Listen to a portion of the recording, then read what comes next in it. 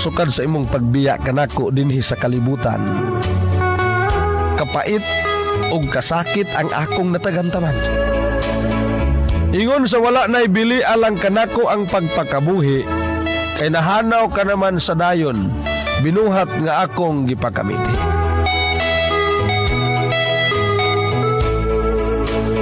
Ganis tanang higayon ikaw akong paghahandumon, kadtong nangaging mga adlaw sa atong kamalipayon. Ang imong mga gakos og halok dinuyugan sa imong mga paraig, samas gibayaw kita didto sa kinatumiyang langit.